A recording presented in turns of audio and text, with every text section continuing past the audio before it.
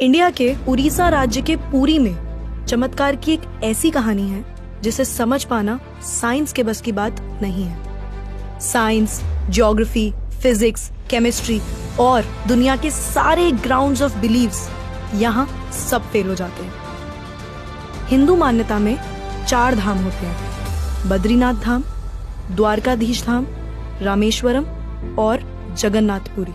और ये कहानी है जगन्नाथपुरी की, जहाँ पे आज भी श्री कृष्ण का वास्तविक दिल धड़कता है। इस मंदिर के कुछ ऐसे रहस्य हैं जिनके बारे में सुनकर किसी के भी होश उड़ जाएंगे। वेस्टर्न कल्चर फॉलो करते करते हम एक ऐसे मोड़ पे तो आ चुके हैं जहाँ लोग भगवान के होने ना होने पे सवाल उठाने लगे हैं। पर यही सवाल अब मैं आपसे इस वीडियो के बाद पूछूंगी। आइए देखते हैं। हर मंदिर में जहाँ मूर्तियां मेटल या स्टोन से बनती हैं, वहीं जगन्नाथ मंदिर में भगवान की मूर्तियां लकड़ी से बनी हुई हैं। ऐसा क्यों? आइए बताती हूँ।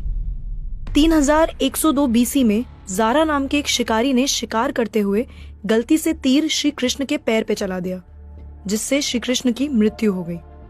जारा ने श्री कृष्ण का देह संस्कार किया पूरे रीति रिवाजों के साथ। पर जब उनकी चिता शांत हुई तो जारा ने देखा कि एक चमकने वाली मेटल की चीज अभी तक जली नहीं थी। जारा को ये समझ नहीं आया था कि ये है क्या, तो उसने उसे उठाया और उसे बेचने निकल गया।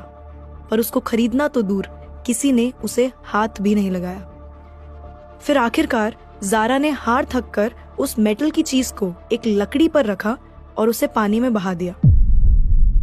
गुप्त साम्राज्य के समय अवंती के राजा इंद्रद्युम्न, जो कि विष्णु जी के बहुत बड़े भक्त थे, उन्हें एक दिन सपने में आकर विष्णु जी ने एक नदी में डुबकी लगाने को कहा और ये भी कहा कि एक लकड़ी के तने में तुम्हें उस नदी में मैं मिलूंगा। इस सपने को देखकर अगले ही दिन राजा डुबकी लगाने चले गए।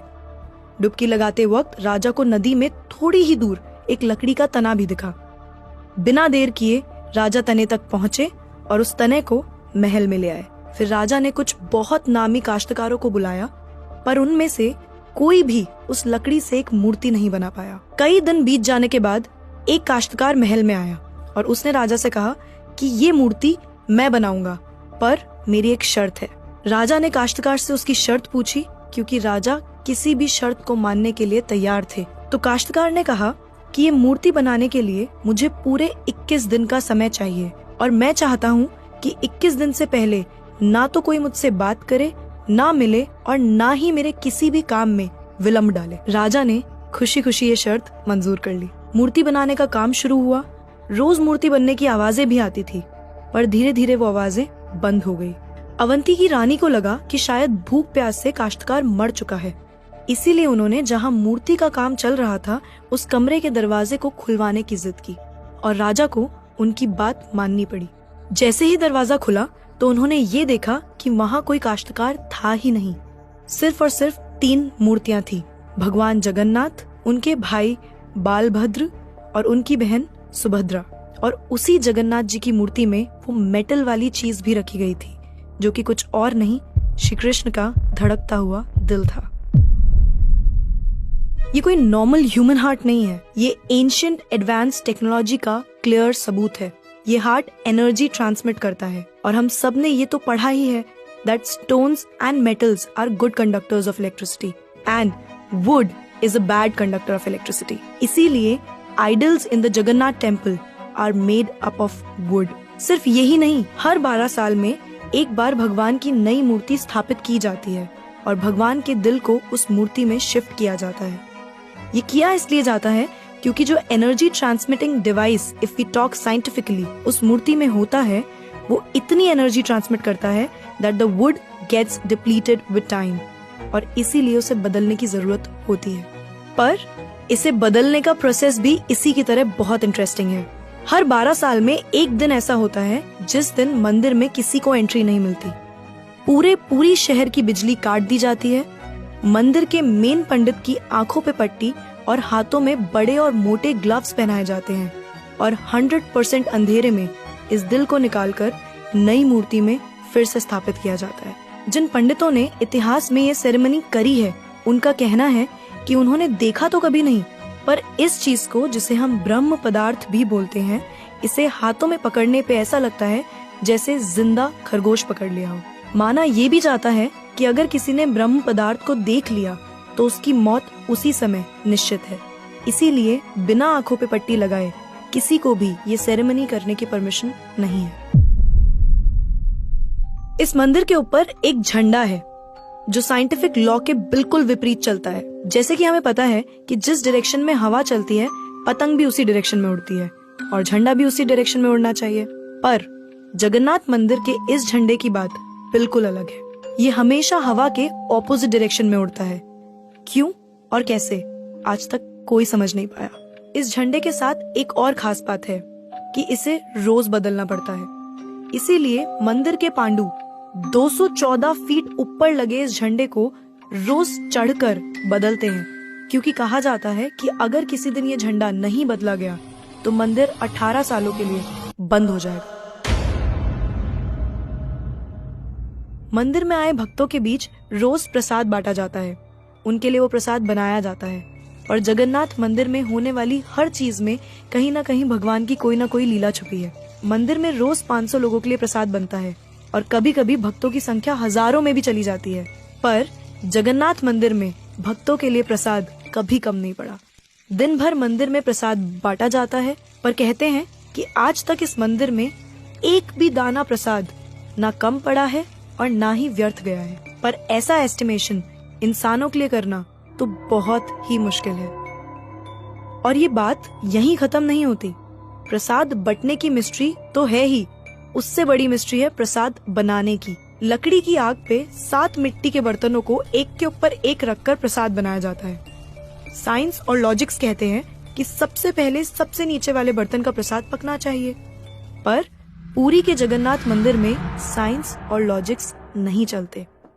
इन 7 बर्तनों में सबसे पहले सबसे ऊपर रखे जाने वाले बर्तन का प्रसाद पकता है, फिर उससे नीचे वाले बर्तन का, और ऐसे ही सबसे नीचे रखे बर्तन का प्रसाद सबसे आखिरी में पक के तैयार होता है। हाँ, मुझे पता है आपको भी अभी कुछ नहीं समझ आ रहा होगा।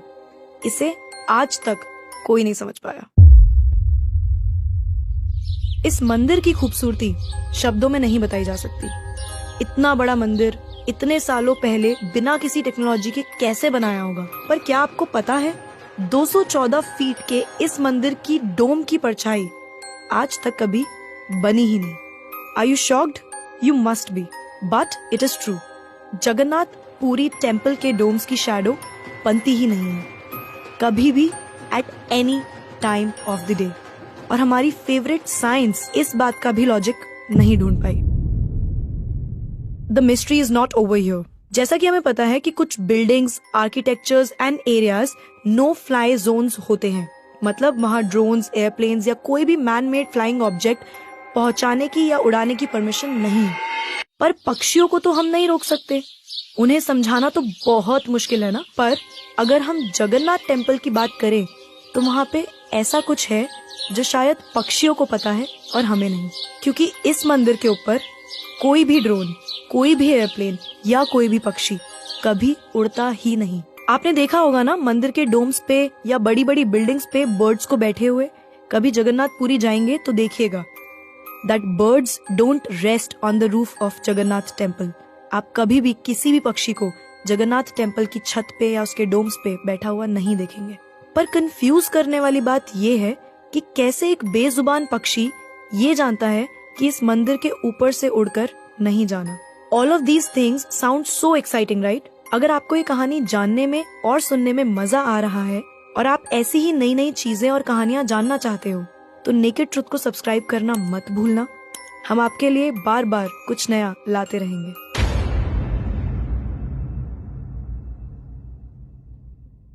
आइए फिर से चलते हैं जगन्नाथ मंदिर की मिस्ट्रीज की तरफ। सुदर्शन चक्र, ये नाम तो आपने सुना ही होगा। सुदर्शन चक्र भगवान विष्णु का अस्त्र है। ये अधर्म का विनाश करता है।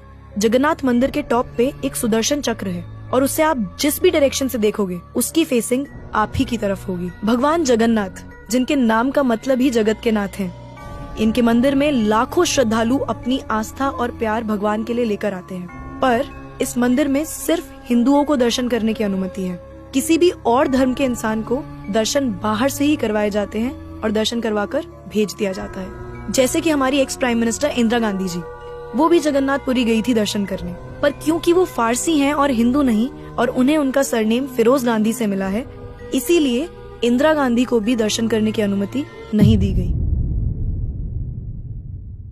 सिर्फ यही नहीं, 2005 में थाईलैंड की प्रिंसेस महाचक्री सिंधोन को भी जगन्नाथपुरी टेम्पल में एंट्री नहीं दी गई थी, क्योंकि यहाँ फॉरेनर्स अलाउड नहीं है। उनके लिए अरेंजमेंट्स की गई थी और दर्शन बाहर से ही करवाए गए। 12वीं सदी से बने हुए इस मंदिर को स्विट्जरलैंड की एक महिला ने 1,78,00,000 रुपए का चढ़ावा भी चढ़ाया। ये मंदिर में चढ़ाया गया अभी तक का सबसे बड़ा चढ़ावा है।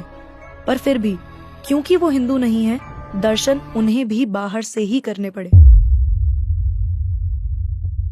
हमारे ही धर्म की इतनी सारी बातें हैं जिसके बारे में हमें कुछ पता ही नहीं। हम आंखें बंद करके किसी भी कल्चर को, किसी भी ट्रेंड को फॉलो करते जा रहे हैं। हम भूल गए हैं कि हम एक ऐसे धर्म से जुड़े हैं जिसने दुनिया में संस्कृति, सभ्यता, परंपरा और संस्कार को हमेशा जिंदा रखा है। ये सनातन धर्म है और अब हमें धर्म को बचाना है। हर साल पुरी में जगन्नाथ जी की रथ यात्रा भी निकलती है। ये 9 दिन का त्योहार होता है जिसमें भगवान श्री जगन्नाथ, देवी सुभद्रा और भगवान बालभद्र को गर्भगृह से निकालकर रथ पर बिठाकर यात्रा करवाई जाती है। माना जाता है कि ये यात्रा इसलिए निकलती है क्योंकि भगवान इन 9 दिनों में प्रजा के बीच आकर प्रजा के सुख दुख को खुद देखते हैं और इस यात्रा में लाखों करोड़ों भक्तों की भीड़ हर साल इस यात्रा का हिस्सा बनती है। जगन्नाथपुरी मंदिर की मिस्ट्रीज यहाँ खत्म नहीं होती। और भी बहुत सारी कहानियां हैं जो हम नहीं जानते, जैसे कि हर साल भगवान 15 दिन के लिए बीमार पड़ते हैं और भक्तों के लिए मंदिर में दर्शन बंद कर दिए जाते हैं। पर बहुत कम लोग जानते हैं कि ऐसा क्यों होता है। तो हमारे डिस्क्रिप्शन बॉक्स में एक लिंक है एक डिटेल्ड ब्लॉग का, उसे पढ़ना मत भूलना। वी होप आपको ये वीडियो देखकर अच्छा लगा होगा। तो अब मैं आपसे पूछना चाहती हूँ, आपको क्या लगता है, भगवान सच में होते हैं